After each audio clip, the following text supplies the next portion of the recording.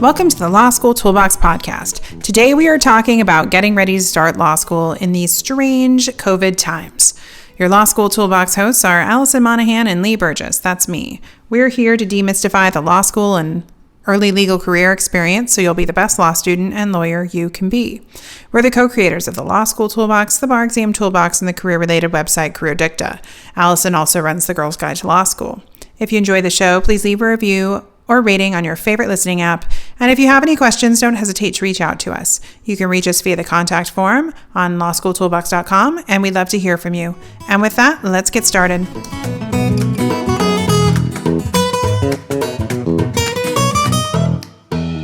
Welcome back to the Law School Toolbox podcast. Today we're talking about starting law school, specifically how to frame it for yourself.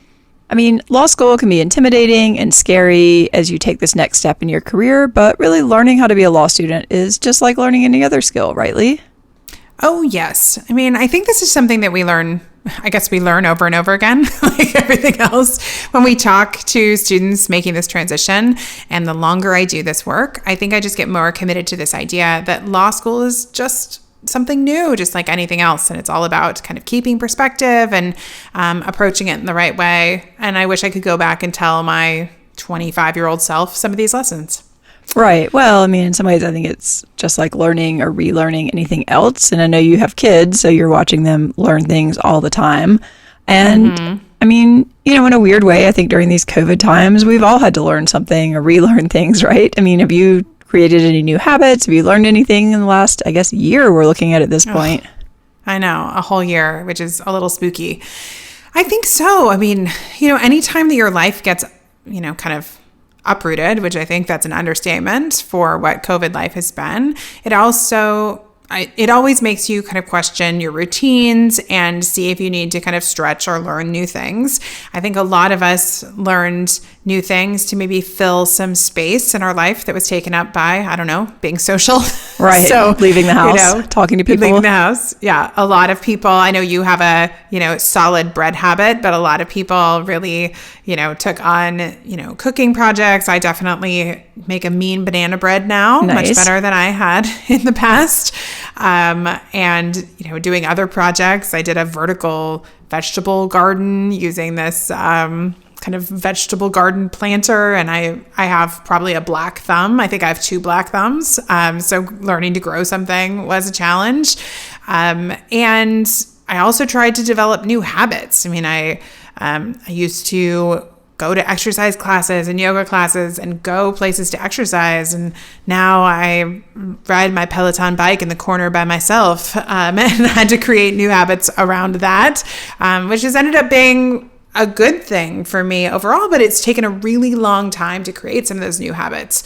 And even before lockdown, I was working on trying to learn a new language, but I did abandon that. I've been trying to read more books.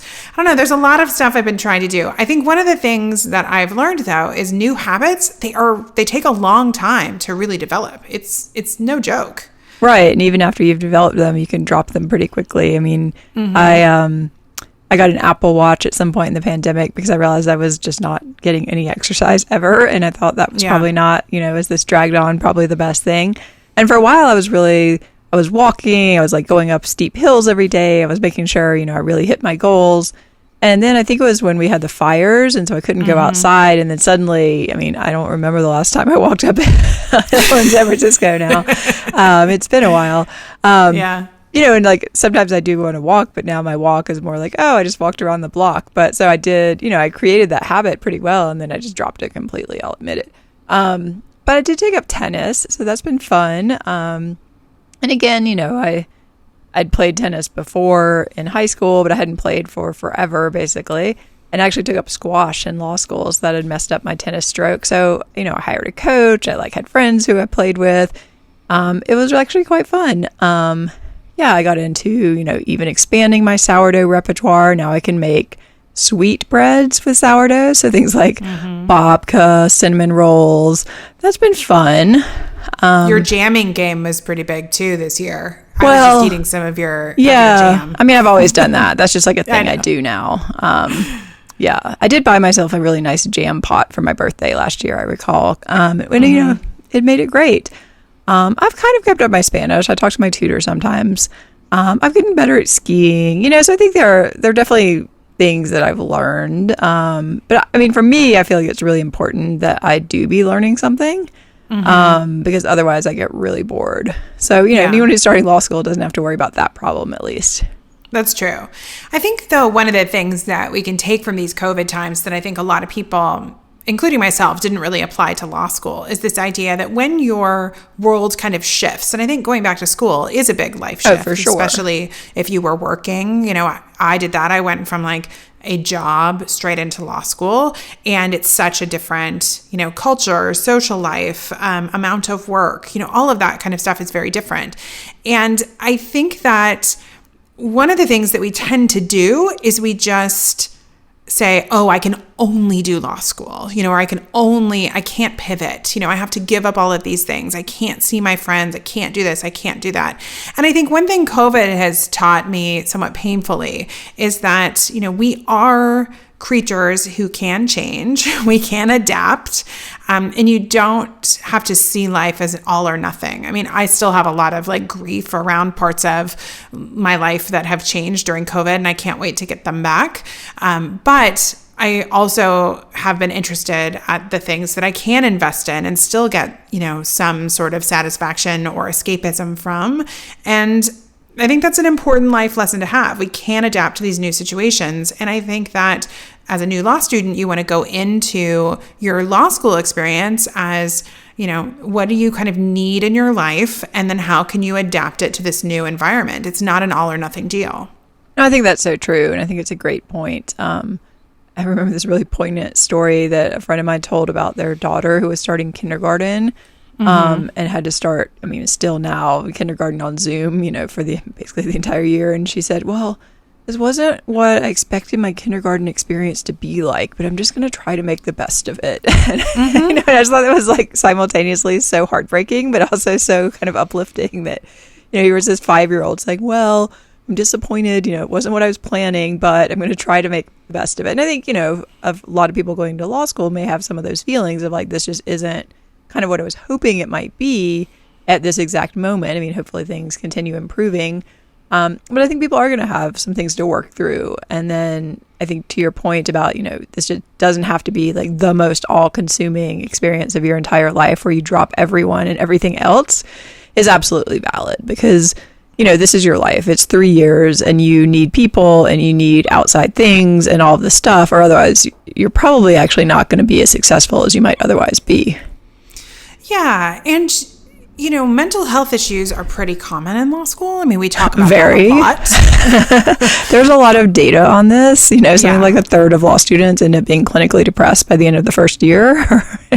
Yeah. And I think that if you're starting on this journey, you also want to think about how you're entering it from a mental health perspective. So, I would say, like, if I was starting my law school journey, I don't feel at my most resilient right now. I realize that, I've got a couple kids and lockdown has been challenging. My family has had losses. Like, it's been a bit of a roller coaster of a time. We've survived a lot better than, a lot of other folks, but everybody's got their own pile of stuff they're kind of wading through.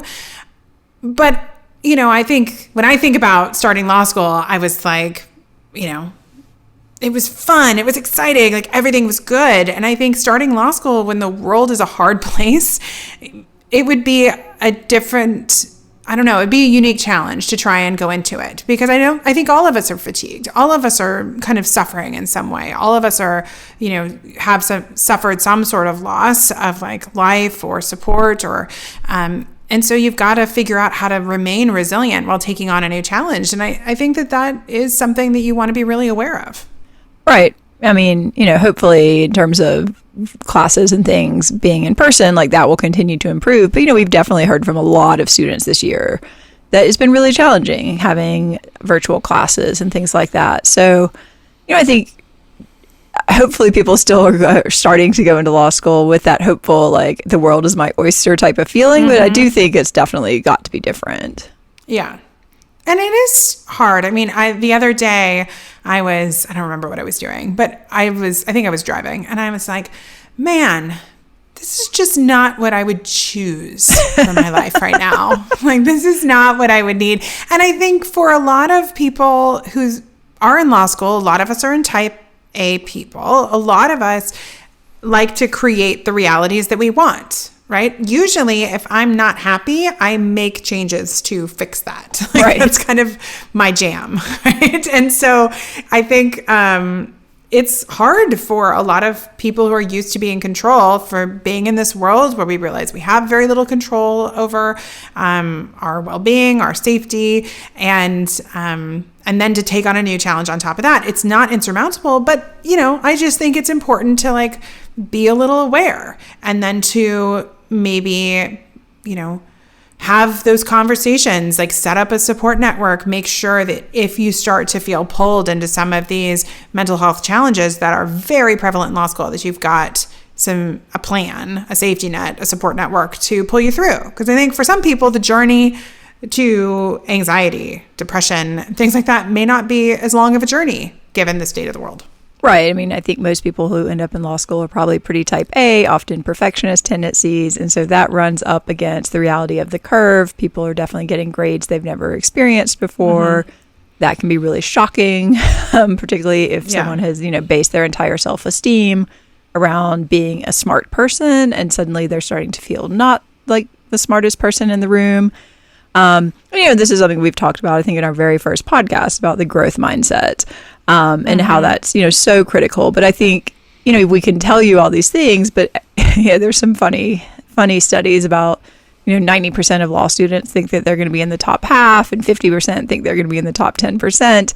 So I think and I get it, like you've always been there before. And so I think that's why the fall can seem really hard, because people just aren't going in with a mindset that's necessarily totally realistic about what you're getting into. And maybe people would never start if they were totally realistic. I mean, maybe no one would ever have a kid if they really knew what childbirth was like. But yeah. And then you forget, so you do it again. Right. Yeah. That's why. Yeah. So, I think more tools that people can kind of come in with. And, this is a great time before you've started to maybe do some reading around this. If you're not familiar with what we're talking about with like the growth mindset, you can go listen to probably one of our worst podcasts ever recorded, the very first one.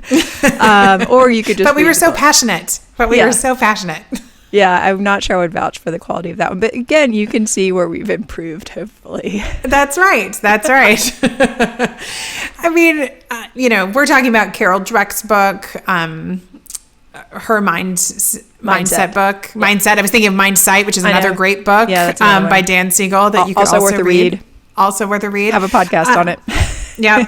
But, I think that looking at law school as learning anything new, anything that you've ever done that you aren't immediately good at, I think that that's really important to do. So if you're thinking about getting ready for school, we're going to talk about some specific things that you can do. But I think overall, it's just good to start reflecting on what you've done that's hard, how you've overcome obstacles in the past, and how you can create a positive mindset for moving forward. So that, can be reading some of these books. It can be, learning from your own lessons of how you've overcome failures in the past and how you want to overcome failures that are 100% coming down the pipe. Everybody's going to hit some speed bumps in law school.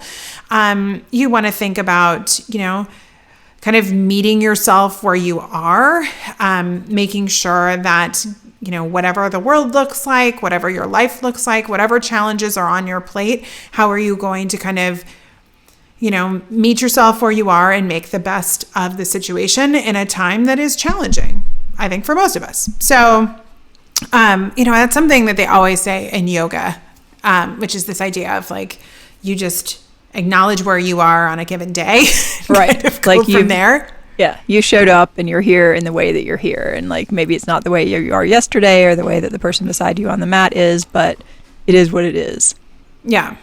And I even hear my kids' teachers talk about this too, of this idea of that you got to meet a child where they are. They could be going through a growth spurt, or, kids are changing so quickly. And I think we oftentimes don't do that as adults. And we don't say like, hey, I'm having a hard day. So if I'm having a hard day, like, what are the things that I can do to have less of a hard day, or still show up to get my work done, or fight against my procrastination, or whatever it might be?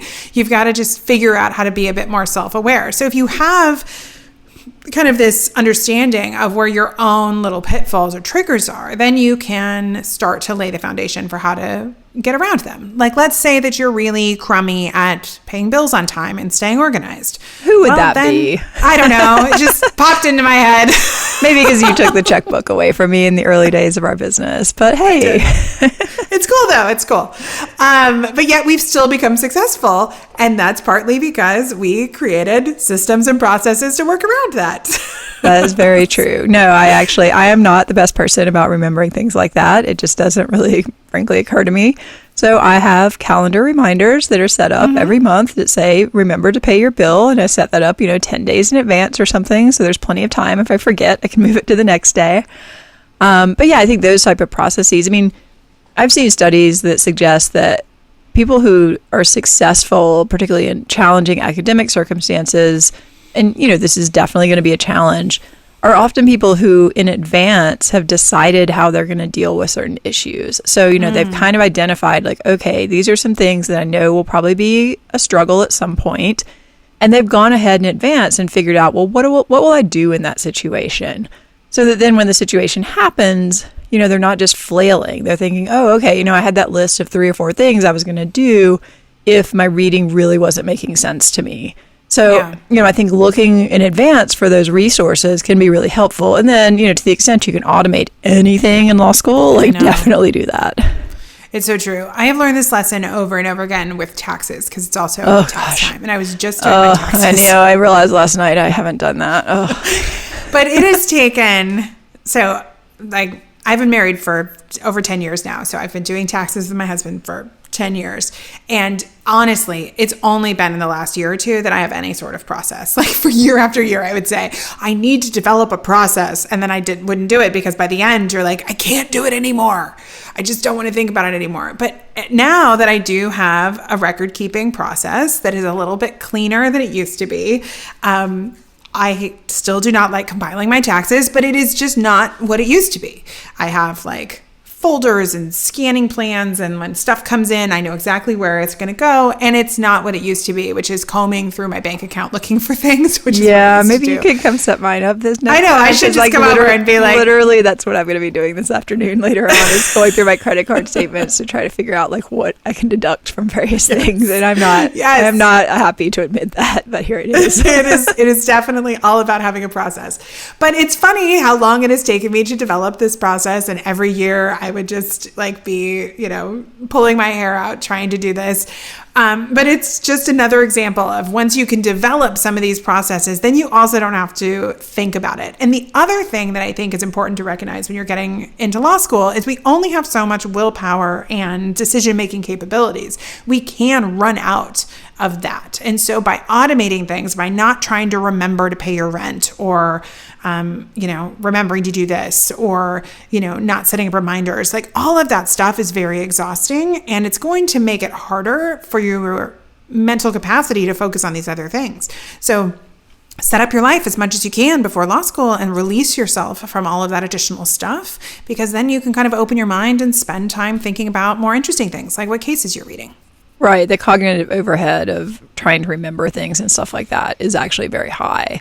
And those are the things that pop into your brain at really random times too. And so then you've got the switching problem where you're thinking about, reading your cases, and suddenly you remember, did I remember to pay my credit card bill this month? I've got to do that right now. And then you've lost time switching back. So, these things sound kind of boring, but the more you can plan ahead and just automate everything and get your life actually set up, I think most people are going to end up being way better off when they actually start trying to learn things. Yeah, I think that's 100% true. And when you are spending so much time at home, and I do believe that, as things open up, it's not going to be a switch gets flipped. it's going to be kind of a steady process. And I think that one of the things that can happen during these times when we're home so much is you feel like you have all of this time, yet plenty of us aren't getting everything done. Right. Because we don't do a lot of other stuff. So, but it still creates freedom when you just reduce your to-do list and, just take things off. It is a way to kind of support yourself. And it also, just kind of saves you from making mistakes. And those mistakes can be super annoying. So it's just better not to make mistakes. Right. So just automate it. Yeah. It's like if you have the money that you have to pay your rent and you forget to pay it, and then you have to pay a late fee, that's just silly. Yeah. There's no reason for that to really happen. Yeah. So, another thing that you really want to do, I really liked how you mentioned earlier, Allison, that highly effective people already know what they're going to do when bad things happen or when they hit those challenges. I do think that the other thing you want to think about is what sort of support you're going to be able to pull in, both from whatever school that you're going to attend, but then it's also great to research other options. If your school is going to be still online, or they haven't told you yet, or it's going to be hybrid, or, even if it's going to be in person, like what resources do your school offer? Do they have any summer get ready programs that you can participate in? Is there any way to start building community, whether it's, especially if it's online, going in, we have people talking to us about tutoring in the fall because they're like, I just don't want to go this alone, especially if it's going to be some sort of hybrid. What does that look like? That's okay to have those conversations. What's that going to cost? How are you going to budget extra resources in? All of those are really great things to think about right now because they are setting yourself up for success. Right. Yeah, I think, having your team in place, just having your experts. I mean, I don't know, maybe I'm just a person who likes to have coaching, but, I hire people for all kinds of things. I'm like, oh, I'm not working out enough. Maybe I can hire a trainer, Oh, my Spanish isn't so great. Maybe I can hire a tutor. Oh, I want to learn to ski better. Okay, great. I'll sign up for these ski lessons. But I just think, you accelerate so much faster when you have somebody there. And so I think here, looking at all the resources available to you is so important. Like how are you going to get, are you committing to go to office hours? I think that's a really, really big one that people should just commit to right now as you're listening to this. If you're thinking about what's going to set you up to do well in law school, talk to your professors. You've paid for these people. Look at whatever is available, look at mental health stuff. I am a huge advocate of therapy in law school. I think everyone should be in therapy. It's a challenging experience, it's a growth experience. And there, having somebody to talk to about it is going to help you do better and be happier. And I think that's really the point here. Yeah. And I just think we all just really want to be happy, right? We got to look for the joy. And I think that's one of the things that often gets lost in the law school experience is this idea that it is a privilege, and that going back to school is a privilege, even if it's very hard. And it's not to say that you're going to be happy in every moment, but I do think you want to try and figure out how to frame this for yourself so that you can create some happiness, because it has been a really hard time for a lot of people, and I want us all to find a bit more joy as we crawl out of this. And if you're taking on a new challenge, make sure that you can find the joy in that, whether that's in creating community, finding the affinity groups that you want to join, figuring out how to volunteer for efforts that you care about. How are you going to engage with the legal community? Because this is something that you clearly want. You're going to invest time and money in. Engage in it. I try and find it exciting. And if you've lost all the joy, and this doesn't mean like final exams should be fun, because final exams are like brutal. But I'm saying like if you have lost the joy, if you don't know why you want to be there, if you had to sit down and write a letter about why you went to law school and you can't figure out what to write, then you need to sit and reflect and figure out how to find some joy. Right. Well, that's what I was going to say. I think one thing in this, pre-summer that can be really useful is really to get clear on why you're doing this. And we, sometimes we do have students, particularly for the bar exam, kind of write to themselves about why they're doing this. But I think you can do the same thing in law school. Write a letter to yourself about all your hopes and your excitement and, what your motivation is. And then midway through the semester, when maybe you get the bad midterm grade and you're feeling demoralized and you're wondering if you should be there, you can pull that letter out. Yeah. And, hopefully it gives you that motivation to say, oh, I remember now why I'm doing this, and I'm going to figure out, what happened on this test and do better so that I can achieve these goals that I've set for myself. Yep. Yeah. I mean, you're basically almost writing yourself like a mission statement. Right. About like why you want to be there, how you're going to approach this. I think making those commitments to yourself are really important. And there's something to fall back on when things get rocky. Well, and also, the whole reason businesses and people do mission statements and things like that is because it gives you a framework for making decisions about how to spend your time. So, if you have committed to a certain path and then a few months in, you realize you're kind of off that path, that can give you the ability to say, okay, I'm going to take one of these opportunities, but not the other. Because part of what happens in law school is people start getting pressure from all different directions to make decisions that maybe do not align with their personal goals and values. True. And I think you just need to be aware of that they're, depending particularly on the type of school, there will be pressure to do certain things, and maybe you want to do them and maybe you don't. But getting clear in advance can help you make those decisions. Yeah.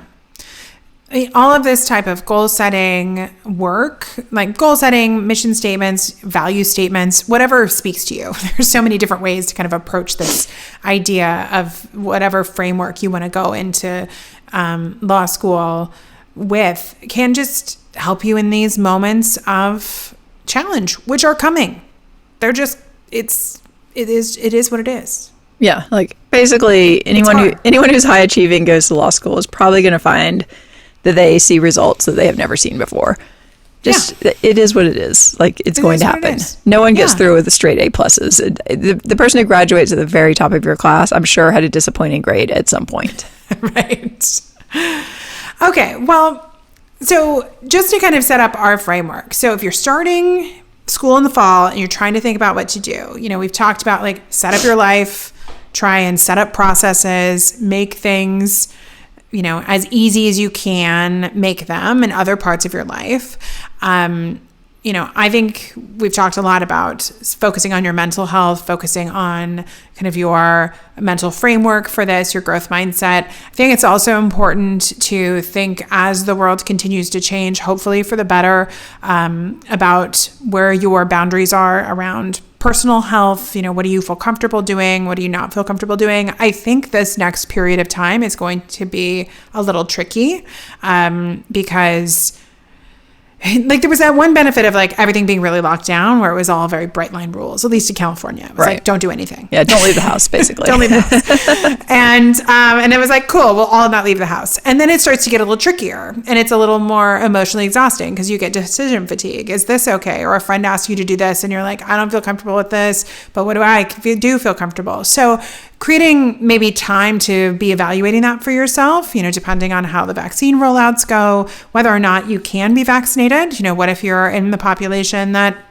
doesn't feel like for your own health reasons, and I have a friend who's in a situation like she can't get vaccinated right now because they aren't sure if it could be a bad thing for her through allergic reactions and things like that. She wants to be, they've told her to wait. So how does she move through the world? Right? It's tricky. So whatever situation you're in, make sure that you do spend some time to kind of, again, focus on that. What do you need to feel safe as you can and be healthy?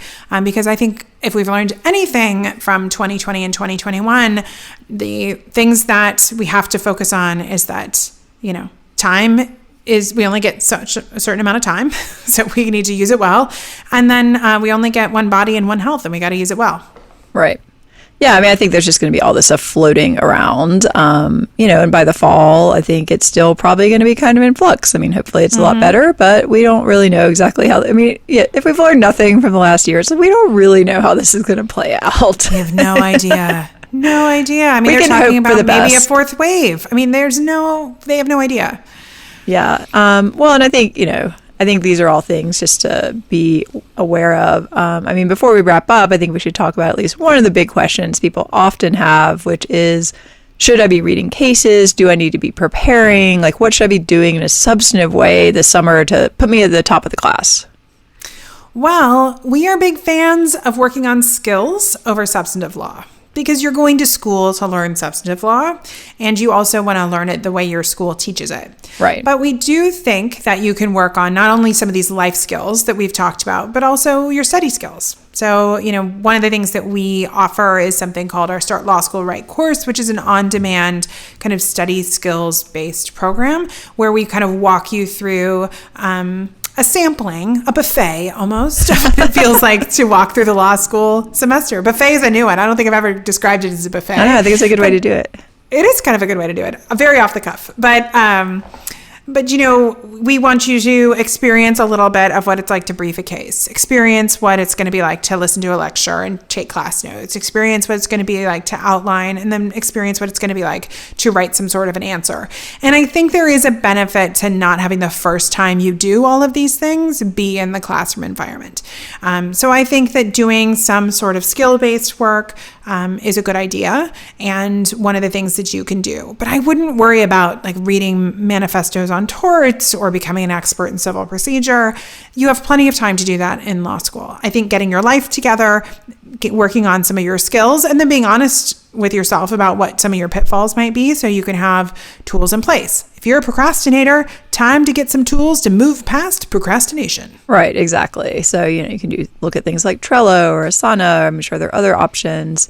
I think this summer is also a great time to start doing some more serious reading, because I think what shocks a lot of people when they start school is just the reading load.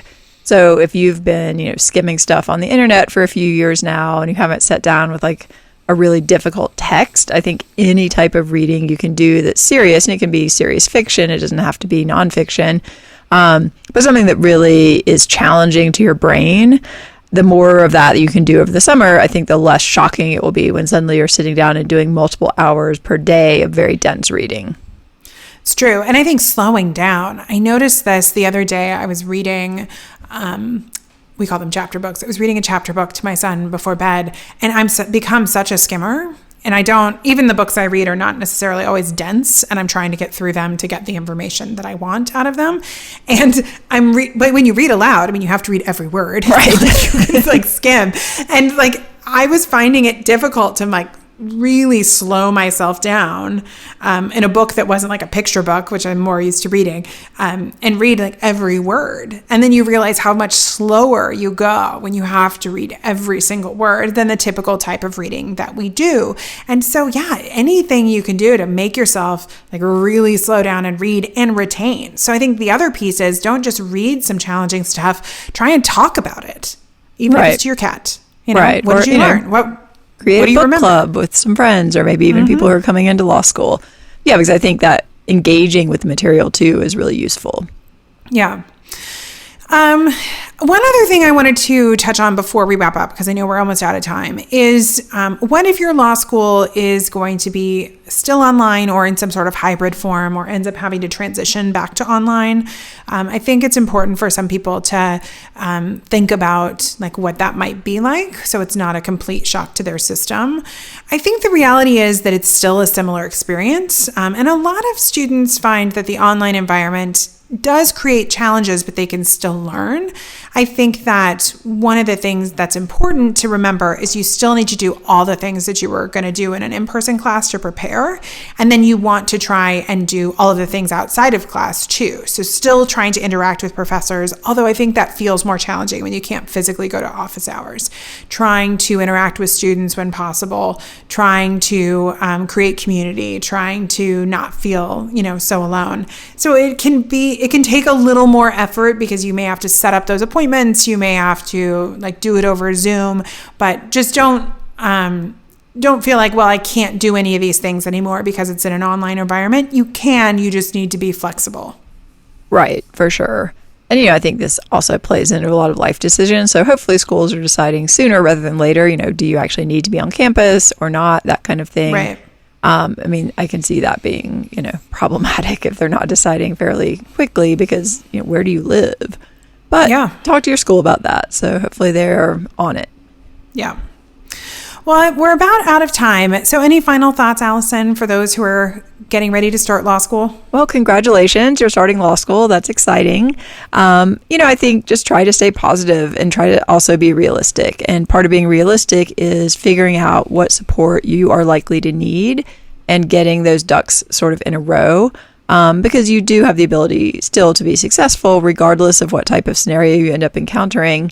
And I think this hopefully is an exciting time for people. What do you think? Yeah, I think the same. I think that even if it is not as you wish it was, which I think most stuff isn't right now, try and still get excited about it. So if you are disappointed because maybe the experience isn't going to be exactly as you want it to be, figure out how you can make it as good as possible. And again, try and find the joy, try and find the thing that still is exciting for you, because this is still the beginning of, a new career. And let's hope 3 years from now, when you are getting ready to graduate, the world may look completely different.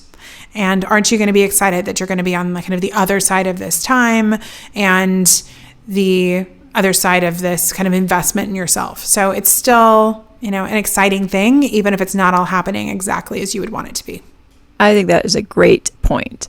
Well, with that, unfortunately, we are out of time. If you enjoyed this episode of the Law School Toolbox podcast, please take a second to leave a review or rating on your favorite listening app. We would really appreciate it. And be sure to subscribe so you don't miss anything. If you have any questions or comments, please don't hesitate to reach out to Lee or Allison at lee@lawschooltoolbox.com or allison@lawschooltoolbox.com, or you can always contact us via our website contact form at lawschooltoolbox.com. Thanks for listening, and we'll talk soon. Best of luck in law school.